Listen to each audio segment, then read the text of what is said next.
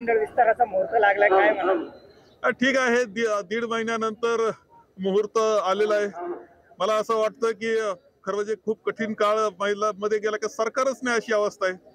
मुख्यमंत्री उपमुख्यमंत्री सुद्धा दिल्लीत जाऊन बसले होते, वाद मिटायला तयार नव्हते. अनेक खात्यांचा वाद आजही शिल्लक आहे.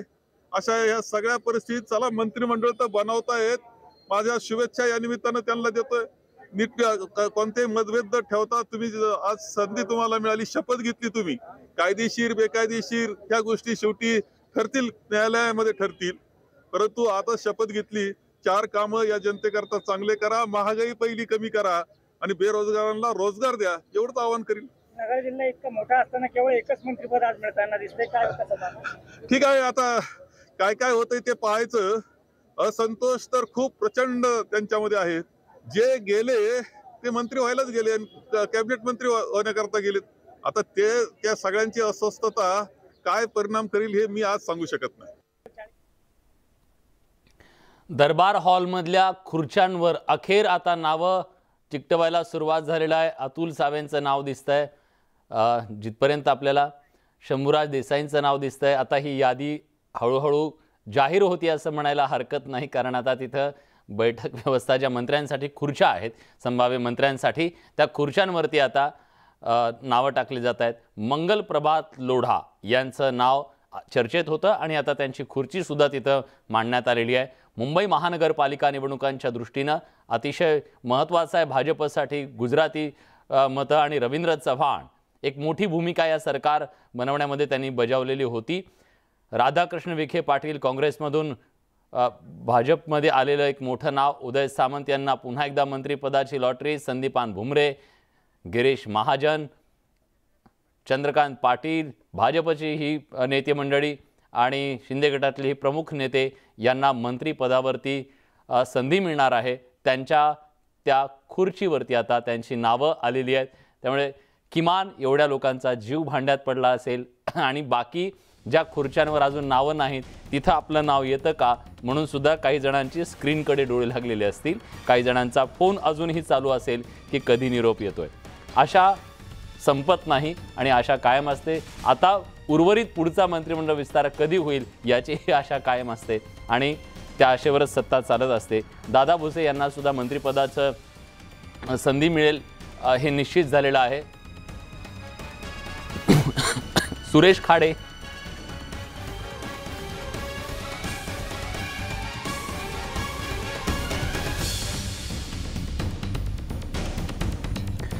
भाजपकडून सुरेश खाडे यांना मंत्रिपदाची संधी मिळणार आहे हे जवळपास निश्चित झालेलं आहे, कारण त्यांचं नाव त्या खुर्चीवरती चिकटलेलं आहे. मंत्रिपदाची खुर्ची आपल्याला मिळावी याच्यासाठी मोठ्या प्रमाणात लॉबिंग केलं जातं, प्रयत्न केले जातात आणि जोपर्यंत आपण शपथ घेत नाही तोपर्यंत ह्या मंत्रिपदाच्या त्या यादीतून आपलं नाव कधी जाईल कधी येईल याची शाश्वती नसते.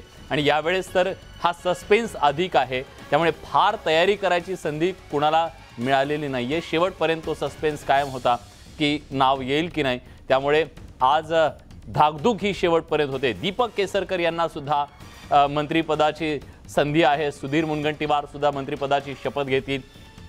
तर जे प्रमुख आहेत, विजयकुमार गावित आदिवासी समाजातून नेतृत्व करणारे ते नेते आहेत. मागच्या मंत्रिमंडळामध्ये त्यांना संधी नव्हती, काही वादग्रस्त गोष्टी होत्या, आरोप त्यांच्यावरती झालेले होते, पण भाजपमध्ये ते आले आणि आता त्यांना या सरकारमध्ये मंत्रिपदाची संधी मिळणार आहे.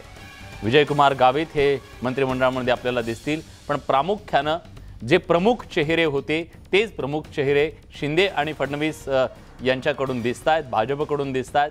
सरप्राईज एलिमेंट म्हणावा असा फारसा काही दिसत नाही आहे की अशी वेगळी नावं, जी अनपेक्षित अशी नावं समोर आलेली दिसत नाही आहेत. तर जे वरिष्ठ होते सरकार चालवण्यासाठी या सगळ्या अनुभवी लोकांची साथ महत्त्वाची असते आणि याच अनुभवी लोकांना पुन्हा एकदा मंत्रिमंडळामध्ये संधी देण्याचं काम भाजप आणि शिंदे गटाकडून करण्यात आलेलं दिसतंय. विशेषतः दीपक केसरकर जे फडणवीस सरकारमध्ये मंत्रिपदावरती होते त्यांना पुन्हा संधी मिळालेली आहे, पण आपलं मंत्रिपद सोडून शिंदे गटाची साथ देणारे जे मंत्री होते, जे आमदार होते, त्यांना या मंत्रिमंडळात सुद्धा स्थान मिळालेलं आहे. त्यामुळे त्यांनी जो तिम्हा मंत्रिपदाचा त्याग केलेला होता तो त्यांना आता त्याची बक्षिसी कदाचित दिली गेली असं म्हणावं लागेल आणि त्यांना पुन्हा एकदा मंत्रिमंडळामध्ये स्थान मिळतंय.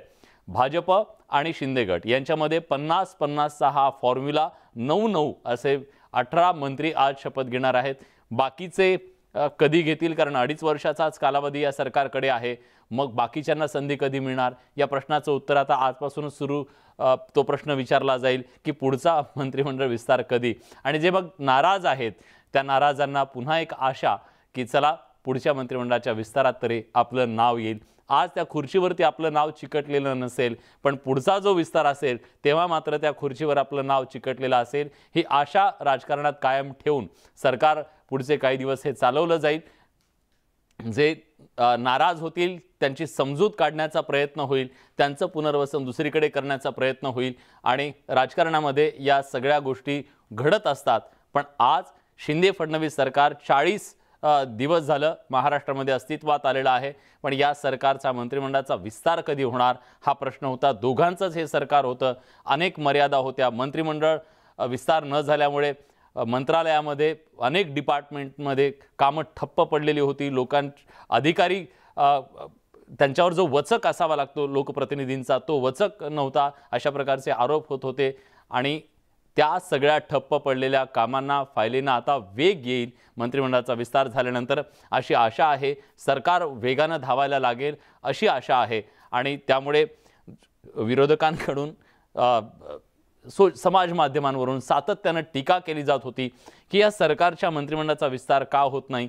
त्याचं सातत्यानं उत्तर मुख्यमंत्री आणि उपमुख्यमंत्र्यांकडून एकच दिलं जात होतं, लवकरच. तर त्या लवकरच आता 21 मिनिटं 8 सेकंदावरती येऊन ठेपलेलं आहे. आणि या पुढच्या अर्ध्या तासामध्ये जवळपास महाराष्ट्राच्या समोर शिंदे फडणवीसांचं हे सरकार जम्बो नाहीये. अगदी मोजक्या 18 मंत्र्यांच्या सोबत त्यांना कारभार करावा लागणार आहे.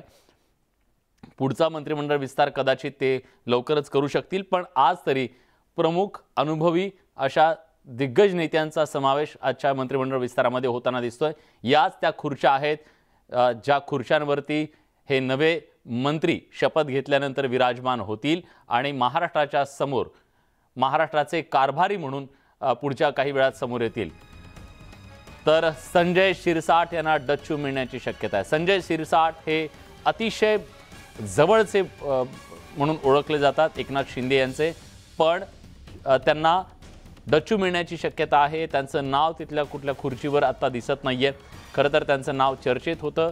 अब्दुल सत्तार, दीपक केसरकर यांना मात्र मंत्रिपदाची लॉटरी लागू शकते. संजय राठोड यांचं नाव सुद्धा मंत्रिपदावर आता ते विराजमान होतील हे जवळपास निश्चित झालेलं आहे. संजय राठोड यांना मंत्रिपदाचा राजीनामा द्यावा लागला होता ठाकरे सरकारमध्ये आणि वनमंत्री होते ते. वादग्रस्त प्रकरणामध्ये ते सापडले आणि त्यानंतर त्यांना मंत्रिपदाचा राजीनामा द्यावा लागला. त्यांच्या कमबॅकच्या बद्दल त्यांना अनेक आश्वासनं दिली गेली उद्धव ठाकरे यांच्याकडून, तत्कालीन मुख्यमंत्री, की लवकरच त्यांना मंत्रिमंडळात घेतलं जाईल. पण तो दिवस काही आला नाही. अखेर आज संजय राठोड यांचं कमबॅक झालेलं आहे.